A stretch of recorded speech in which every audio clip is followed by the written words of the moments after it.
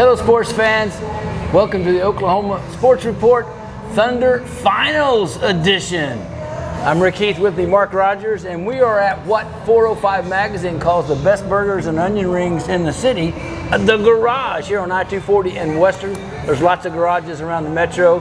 Go by and take advantage of Red Hour, 11 to 6 each day.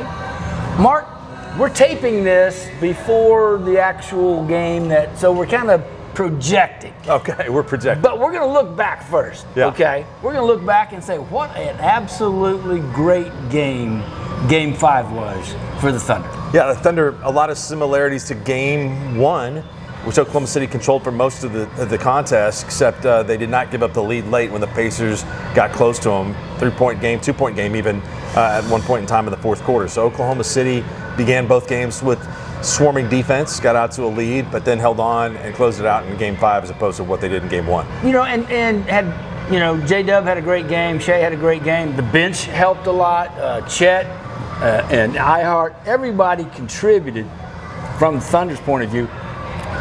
But I think Mark Daigneault deserves kudos also. I mean, he's done a good job. At first, I thought maybe Rick Carlisle might have an advantage, the Pacer coach, because of his experience. He's won a title. But I think Mark Daigneault has gotten better in these playoffs. I think he made what seems to be a definitive adjustment by placing J-Dub at the point guard position, which has allowed SGA some more movement. The Pacers and other teams have been able to double him because he's used to having the ball in his hands all the time, and that makes for a difficult proposition for the other players to find where they fit in. With J-Dub doing that, you can't double SGA off the ball, so it's easier to get him the ball, and that adjustment has been a big difference in this series so far. I'm glad you said that, because in the pivotal Game 4 in Indianapolis, the last few minutes when they needed to really come back and take the charge of that, they started doing the two-man game with, as you said, Dub and SGA.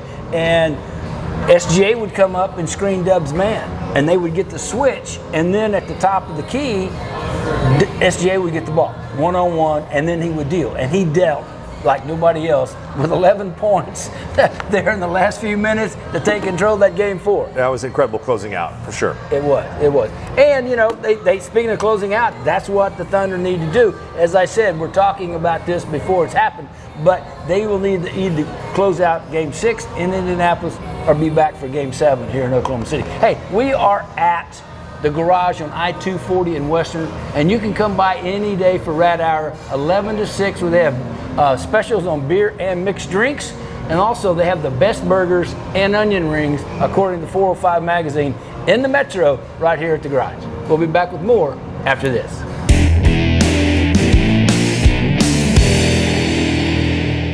Reveal the skin you've always wanted with Morpheus 8 at the new Laser Light. Combining the power of microneedling and radio frequency, Morpheus 8 stimulates collagen production to tighten, smooth, and contour your skin. It's a non-surgical solution for scars, wrinkles, and other blemishes, perfect for your face, neck, and body. Experience youthful, radiant skin with minimal downtime. Schedule your consultation today at the new Laser Light and discover a new you with Morpheus 8. You are the most beautiful creation under the sun. Daily Informations. You are going to make Table 14 so happy. And you are being taken away. All right. At Neighborhood Jam, you deserve breakfast as beautiful as you. So start the day right with scratch-made favorites. Morning or midday, every day. Treat yourself to Neighborhood Jam. You're gonna taste just as good tomorrow.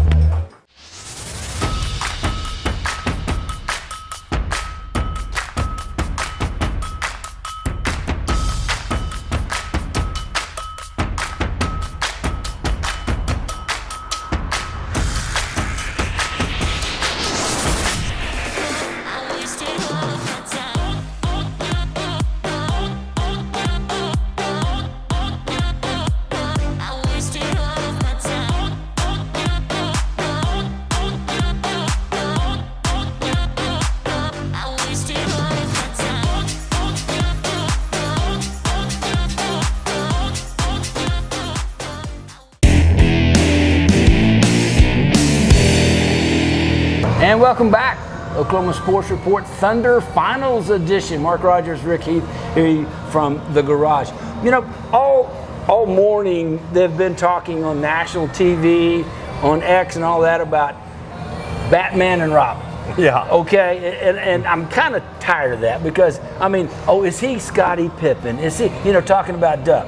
And so I came up with my own, okay, because I'm a little off. But the brightest star in our universe is a star called Sirius. Okay, yeah. Sirius is Shea, okay? The second brightest star in our universe is Canopus. Okay. Dub is Canopus. Two shining stars, one just a little brighter than the other. Let me get it in my wallet here. I'm gonna have to give you tuition on that astronomy lesson. That's impressive. I learned something today. It's hard to put labels on the team, right? I mean, they're doing things at ages of which we haven't seen really any other NBA teams do in the past. And nothing is guaranteed no matter how bright the future looks, no matter how bright Sirius is shining. That doesn't mean that Oklahoma City is going to continue, just to roll on. But man, this team is set up so well with young players, draft capital going forward, players on good contracts. It's going to get expensive because Chet and J-Dub are going to get the money that they deserve, especially Dub, now that he's been an all-NBA player and certainly proven that in the finals. But the Thunder, I think, underutilizes ball handling ability just because they have taken for granted that the ball can be in SGA's hands all the time and everything's worked out well. And so the Pacers have done a good job of harassing the Thunder defensively and pushing the pace to show that, hey, Oklahoma City can do this and, that they can utilize J-Dub in this way. So if you go back to the very beginning of J-Dub, in that rookie season, there were times in the game which the Thunder would put him out there as a rookie with the ball in his hands at that point guard position, and he showed a lot of promise of being able to create and score in volume at that point in time. It's always been there. I think the Thunder have just kind of tapped into it now when they needed it the most. Well, and we talked about Mark Dagnall. I mean, some of the moves that he's made with that, where he's taken Shea off bringing the ball up, because Shea was getting worn down with Nebhart right there on him, just pushing him the whole full court. And so they took that off of it. He also started resting him in the first quarter with about 4 minutes left to go, which he hadn't been doing. He didn't play in the whole first quarter. And it seemed to work for sure in Game 4. Shea had a lot better energy and a lot better forcefulness. And so I like those from Dagnall. But, the future is bright with two good stars. But, there's going to be slight changes here and there. So Thunder fans, get used to it. They're going to move around a little bit, but all the stars, all the pieces are in place for at least, because you never know what the future is going to bring, but at least they're going to have a chance to come back and equal, or at least try to equal what they're doing this year. Yeah, and they've got draft flexibility that we talked about, that they can move around if there's a player that they like to move up for, if there's a player that they would like to trade for. And Sam Presti really nailed the offseason last year by bringing in Isaiah Hartenstein and then also making the trade Josh Giddey for Alex Caruso, who's played such a valuable role in the playoffs. I mean, he has been responsible. Everybody's contributed, but he's been a big contributor to the Thunder's success. Well, in the first 3 games or so, Caruso was probably the second best player. And Jub's come up offensively and, of course, defensively and rebounding, all the things. But Caruso has been absolutely instrumental. He had 20 points in Game 4, which ties a career high for him. Yeah. And there's never been a more important time for a guy to step up and have a game like that than in Game 4, because the Thunder are down in the fourth quarter, their backs are against the wall. We're not having a great conversation today if Oklahoma City has just got within 3-2 after the win in Game 5. So everybody has done their part, and that depth has shown through for this Oklahoma City team. Well, speaking of iHeart, I mean, they went away from the two bigs. Yeah. And now they've gone back, and it's to Mark's to his credit. I mean, he didn't say anything about it. He just said, "Look, maybe we need to go back," and he wasn't stubborn enough not to go back. Well, what's been funny about this, I think there's been a lot of overanalysis of the lineups. The two bigs started in Game 5. But it was Casey Wallace that had his best game of the series. Yeah. So whether he plays in the beginning of the game or whether he plays, the minutes kind of get all jumbled up like a Thanksgiving plate, after the game starts. But Cason Wallace had his biggest contribution in a game in which he came off the bench. Yeah. And the two bigs have rarely been on the floor very much together. I think the Thunder did learn something in game one when they had the two bigs off of the floor at the end of the game. That's simply not a way to play the Pacers. You just play into their own hands because they've got a small, fast team that's really good at that. So I think having one big out there is an adjustment that Daigneault figured out the hard way in game one. Yeah, after game one, and I liked it.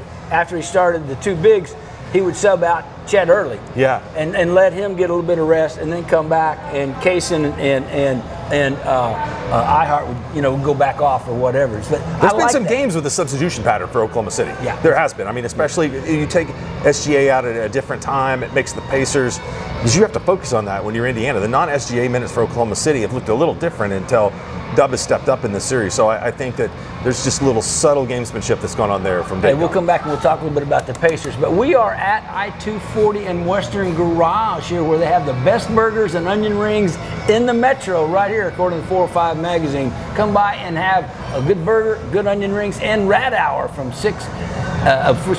11 a.m. to 6 p.m. We'll be right back.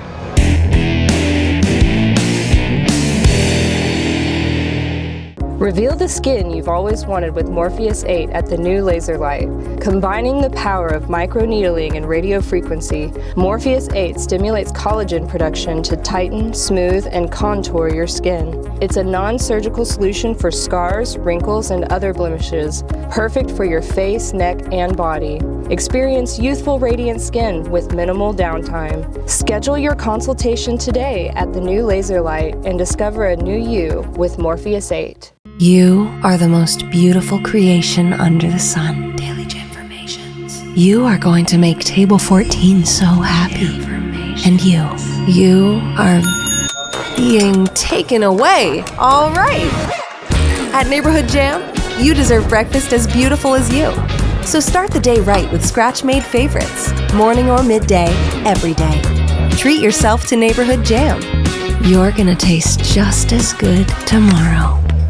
Experience the Trails Golf Club, Norman's premier private club. Play our beautiful 18-hole championship course with practice facilities, Bermuda fairways, and well-maintained bent grass putting surfaces. Our members enjoy social events and activities for the whole family, including active men's and women's golf associations and junior golf programs. Shop major brands like Titleist, Ping, Callaway, and FootJoy in our pro shop. Become a member of Norman's best golf club today, The Trails, where members become family.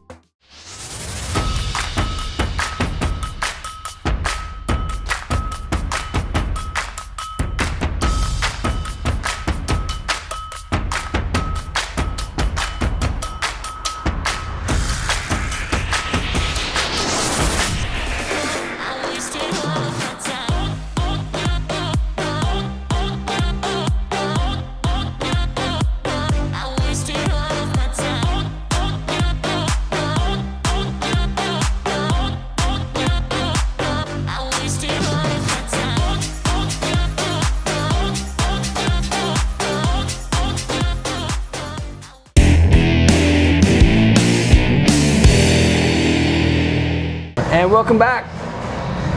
I-240 and Western Garage. Mark Rogers, Rick Heath, we are here enjoying Rad Hour, 11 a.m. to 6 p.m.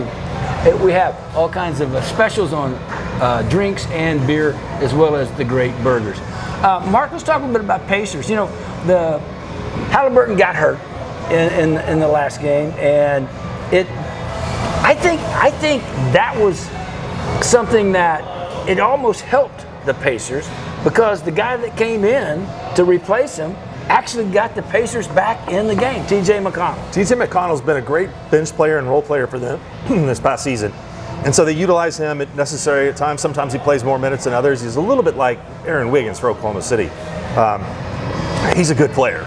He's different. He's very fast with the ball in his hands. I think he takes people off guard a little bit. He's been used to, I think, playing small his entire life, and so he's got great moves around the rim, to use the rim as a protector at times. He finds other guys on cuts to the basket, and I really thought that they needed more of him in Game 5 with Tyrese Halliburton unable to move. So that's someone that the Thunder have to account for going forward more in the series. I know that we're taping this before we see games of the rest of the series. I don't expect Tyrese Halliburton to play the rest of the way. Well, I think he said if he can walk, he wants to play. But there may be a coaching decision in this. It should be. I mean, he's saying the right things. I mean, nobody wants to hear a guy go, I don't know. This hurts. I'm probably not going to play in the NBA. And I think that I've gained some respect for Tyrese Halliburton in this series. He had an incredible run of hitting clutch shots. That is not easy to do. He hit more game winners. Yes. Yeah, he's hit more game winners in the playoffs under 5 seconds than anybody has in NBA history going back forward. He's not a 25, 28 point a game scorer. He's not an 11 assist guy. He's a really good point guard in the NBA that may have the potential to do some better things, but I think he's really a pass-first point guard that wants to get other guys involved and really get everyone involved in the Pacers lineup. There's going to be a referendum on him after this series. I don't think that's going to be fair. I think against the Thunder defense and the waves of defenders that OKC's throwing at him, with Lou Dort included in that group, I mean, I think he's played well. And with Dort and his henchmen, I mean, he got no break. Yeah. I mean, you got Dort on you, and he's just in you. He's in you. And then they take Dort out, and here comes Caruso. Mm-hmm. I mean, just as aggressive. And then you take Caruso and put him on Siakam, and here comes Casey Wallace, with the quickest hands around, and he got no break. And I think, it really distracted him from doing what you were saying, being the distributor. He was just trying to get past his defender and trying to help. And I think that cost a little bit what the Pacers were trying to do. I think that the Pacers had a couple of games in which they scored what their playoff average was. Against Oklahoma City's defense, it's really good. 66 points in the second half of Game 1. I was at Game 5. He had no ability to explode. He could dance from side to side. He could still get free because he's got a great handle. But anybody that's saying, he just let his team down in Game 5, totally wrong. I think that even though he didn't have a field goal in that game, he was out there really doing the best that he could to compete. And at some point in time, if that is an injury that's keeping you from playing well, you need to sit down. That's better for your team. Yeah, because there's other pros on that bench. TJ McConnell can play, and he can play as well for short stretches, which he's demonstrated. Now he's going to have to stretch that out if Halliburton can't play. Well, the Pacers do a great job of rotating in their players. They've got Ben Shepherd on the team, and Aaron Nesmith has been a high-volume scorer. He scored over 30 in a playoff game before. He can really shoot, and so he's got a little bit of a different role. He's had a ton of rebounds in a couple of games in this series and had that big follow dunk in Game 5. So I think he steps into that role of, okay, I'm going to try to do some scoring here. You get a few more minutes from TJ McConnell. I don't know that since you're shortening the Pacers bench a little bit, that they go away from their pesky pressure defense, because that's one way to allow McConnell to have more gas, is he's not back there turning somebody 94 feet. So there can be some adjustments made by Indiana. And the adjustments are going to be made by the Thunder on McConnell. I mean, how do you stop McConnell? They didn't have an answer in that last game. I mean, he got 13 points in a quarter. I would back up. That's how I would do it. I mean, let him shoot. Yeah. I mean, he's not a great shooter. He wants to dribble. So if you keep him, you can keep him in front of you if you give him enough space. I mean, it's not like he's quick, he's but not he's Speedy not Gonzalez. Yeah. I mean, he's not the fastest player in the NBA. He's fast, and so I think the Thunder are really good at pressuring ball handlers up on them. Yeah. He's one of those ball handlers. It's not going to shoot, so you want to give him some space and not let him by. Space, invite him to shoot, and then drop back and get rebounds if he misses. Yeah. Hey, we are at I-240 and Western Garage here, and it is a great time to go by a garage and eat one of the best burgers in the metro area. Onion rings, French fries, tacos, and more here at the garage. All the garages around the metro area have the same wonderful food. Go by a garage near you. We'll be right back after this.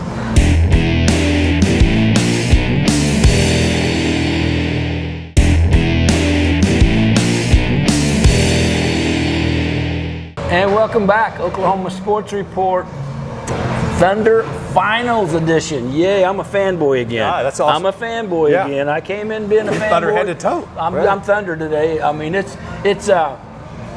you go to the games, you go to the Thunder Zone, you be a part of that. There's no way, if you're an Oklahoma native like I am, that you can't take such pride in what Thunder have brought to Oklahoma City and to Oklahoma. Oh, it's been so loud. We were both discussing how our ears were ringing. Yes. Even last night after the game. And that's a good feeling. It felt like I went to see AC/DC instead of an NBA game. Well, and there's after you get to a certain age, you lose a little bit of your hearing, and that was almost advantageous. Yeah, it lets you know you still got some. Yeah, I got some. I was just vibrating after that game. I was just walking around and walking back to the car. And it's just a wonderful thing for Oklahoma City and Oklahoma. You go before the game, and the Thunder Zone over there at Scissortail Park is full of people and children. Kids everywhere at Thunder Zone, and I love that for them because they're getting. That's the new generation of fans, and that's the new generation of Thunder fandom and such. And so I thought, last night, I say Monday night, especially was just a super experience for the people of Oklahoma. Yeah, no, it was fantastic, and that's going to be experience they can have. No guarantee of championship every year, but good basketball coming up. Well, we still got to get a championship this year. Yeah. They haven't got it yet. Okay, True. We're projecting into this. What do the Thunder need to do to get that one more win? Well, the times in which they haven't played well, I mean, really, game one, you can't say they didn't play well in game one. They played really well, all for about 6 minutes. It's not shooting, because they've overcome bad shooting. They won a game which they shot 18% from three. It's energy, it's effort. I think that starts on the defensive end of the floor. It's also focus on the offensive end of the floor where they don't fall back into bad habits of one possession shots, one player without getting others involved in ball movement. That's simply it. I think that's the recipe to beat Indiana, is that you can't have a letdown in energy where you get out rebounded. Thunder won the game on Monday night, even though they were out rebounded by a small amount. But they forced so many turnovers with their energy and effort that won them the game. So I think that's simple as that, is that the Thunder, who are riding momentum of 2 straight wins, which is something that Indiana has not given up in the entire playoffs, 2 straight games which they've lost, the Thunder bring that energy. I think that the series is a wrap. And the word I put down for them to maintain is intensity. Yeah, basically that's right. The same thing. Yeah. Same thing. Just the intensity and focus on the defensive side, because when they play well defensively, when they're into it defensively, everything else flows because they get out in open court, they get easier buckets. They get more confident because they're getting into the passing lanes, and when that happens, then 2 things: they feel better, and the opposing team feels worse. Yeah, I mean, you watch the pressure that the Thunder put on Indiana at the beginning of the game last night, where they're just turning it over. That has to be just completely demoralizing. And give the Pacers credit, because they put together a pretty good run in the third quarter of the game when they sped Oklahoma City up and got the Thunder doing some of the same things into some bad shots. But you're right, intensity, if the intensity and the focus is there, I think Oklahoma City ends the series before coming back home. Yeah, and that lets everything else happen, So hopefully, if you're a Thunder fan, I'm a fanboy. They close it out in Game 6. If they do have to come back in Game 7, we saw what they do when they have to put it together and have to win a game. So I still think it ends in 6, but we'll see. And I'm hoping that the Thunder get that first chip, because they've played the best all year of any team in the NBA, and it's only verified by getting that championship. That's right. You need to have the championship. If you get that, then everything else, all the things that struggles and all that, getting there is forgotten. All you see is the Larry O'Brien Award up there, and it's not on the TV anymore. It's right there in Paycom. So I'm looking forward to that. One last thing: if they win it or lose it, doesn't matter. Does the Thunder look similar next year? Yeah, I think it looks really similar. Everybody's under contract. They've got draft picks. They have the ability to move some players. Why would they move off of the core of this team? There's not going to really be any players. I know they're excited about Nikola Topic. I think he can come in. And so I think that the possibility of maybe trading one player's contract away, or moving 2 draft picks in order to try to get 1 in the first round, or even moving a roster spot player and the 2 picks to go into the future, are all possibilities. But the Thunder have great flexibility with all of the draft picks that they have. And then they've got some very tradable contracts, and they've got some players that have potential that haven't played a lot. Well, and Topic, I mean, he was a lottery pick last year, and now, you know, he hadn't even got to play, so we don't have to see him. You know, the one thing that I see that the Thunder might need is a T.J. McConnell, Peyton Pritchard type guy, you know, that really moves the ball around. And I don't know that Cason Wallace is that. Maybe. I don't see him being a lead guard. He's just a ball player. I think A.J. Mitchell can be that. I mean, I think so he's too. a point guard that can shoot. Yeah. So, I mean, and he's a second-round pick. So the Thunder might have a roster spot to work with him. But it's all going to be good for Oklahoma City. It's all going to be good. And hopefully there's a Larry O'Brien championship trophy in the Paycom Center when you see this. All right. We'll see you next time on the Oklahoma Sports Report Thunder Finals Edition. For Mark Rogers, I'm Rick Keith. Next time.